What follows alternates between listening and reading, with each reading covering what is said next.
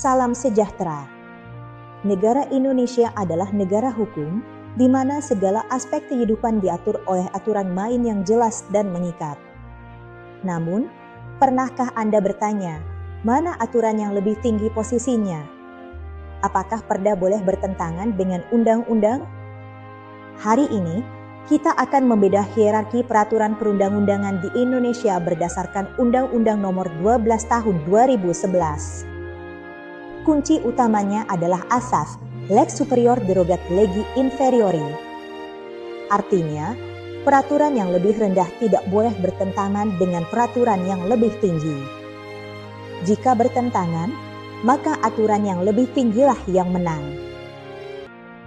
Mari kita lanjutkan bedah piramida hukum Indonesia dimulai dari puncak tertinggi. Di posisi teratas ada UUD 1945. Ini adalah konstitusi dan hukum dasar tertulis negara kita. Segala peraturan di bawahnya harus bersumber dari UUD 1945 dan tidak boleh bertentangan dengannya. Tepat di bawahnya terdapat ketetapan MPR atau TP-MPR. Kedudukannya ditegaskan kembali dalam UU Nomor 12 Tahun 2011. Ini mencakup ketetapan yang masih berlaku seperti pembubaran PKI maupun aturan peralihan lainnya.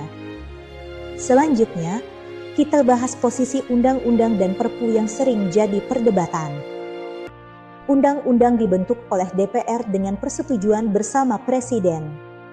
Ini instrumen utama pengaturan negara.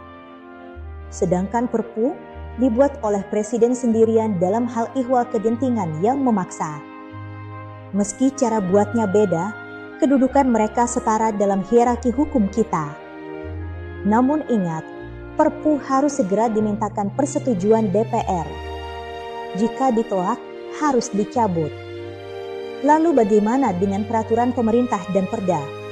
Selanjutnya, mari kita bahas 3 tingkatan terakhir dalam struktur peraturan perundang-undangan kita, yaitu peraturan pemerintah, PP, peraturan presiden, Perpres, dan peraturan daerah, Perda. Pertama, peraturan pemerintah, PP, berfungsi menjalankan undang-undang sebagaimana mestinya. Ia menjembatani norma umum dengan pelaksanaannya. Misalnya, Undang-Undang tentang Lingkungan Hidup dijabarkan lewat PP tentang pengelolaan limbah industri. Kedua, peraturan presiden, Perpres, berisi kebijakan nasional atau pelaksanaan PP. Contohnya, Perpres tentang Strategi Nasional Pencegahan Korupsi yang menjadi pedoman bagi lembaga pemerintahan. Dan terakhir, peraturan daerah, Perda, adalah peraturan yang lahir dari kebutuhan otonomi daerah. Misalnya, Perda tentang pengelolaan sampah di Kota Bandung yang menyesuaikan kebijakan nasional dengan realitas lokal.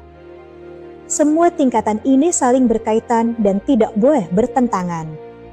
Dari sinilah kita memahami pentingnya hierarki hukum.